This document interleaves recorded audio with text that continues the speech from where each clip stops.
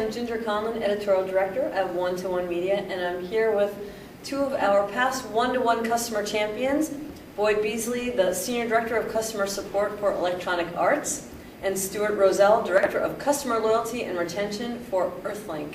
Welcome. Thank you. Thank you. Thanks for coming and talking to us today. We're going to talk a little bit about what's happened since you were named Customer Champion. So, Boyd, you were named a champion in 2008, and Stuart in 2009. So, maybe Boyd, you could start first. Just tell us a little bit about how your customer strategy has evolved since we talked to you last.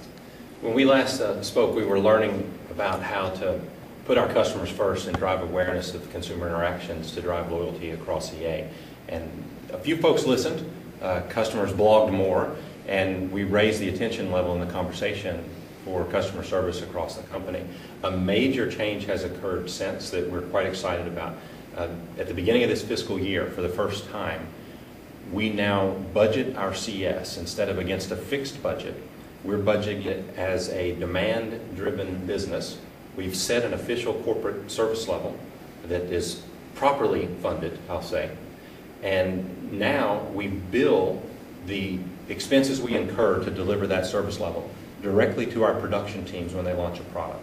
So for the first time, the production teams have to carry the cost of CS on their P&L statements, so they care very much about what we're doing.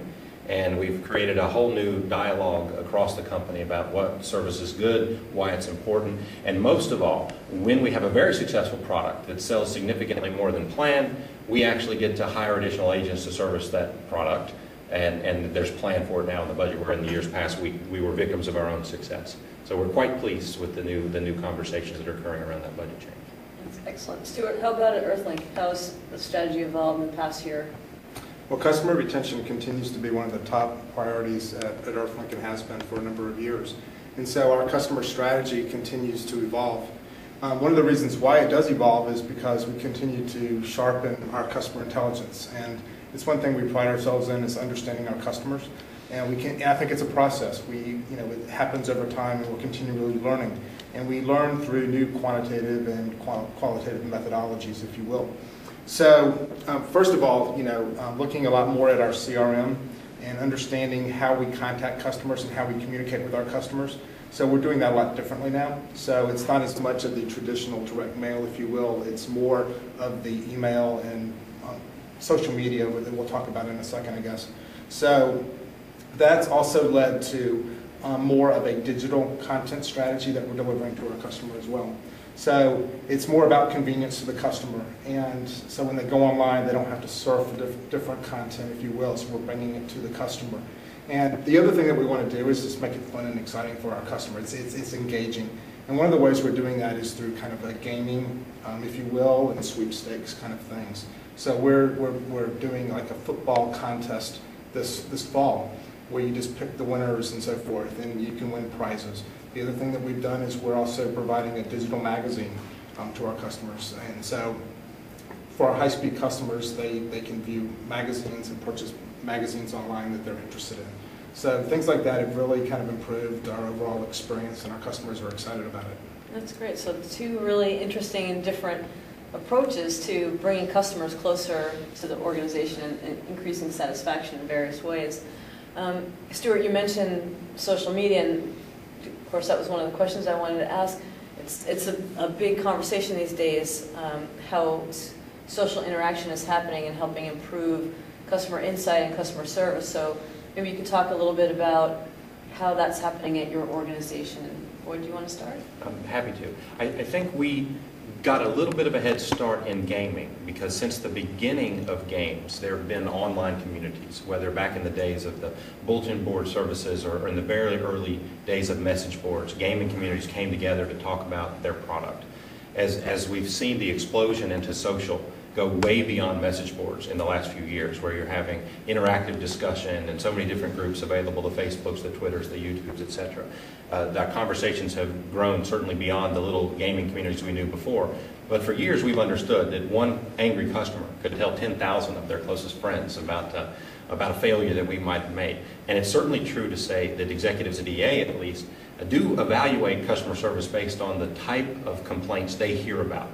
And usually if they hear about a complaint, they hear about it through a social channel, or a complaint that where a customer decides to fax in something to the executives that they learned how to do by going to a social group somewhere.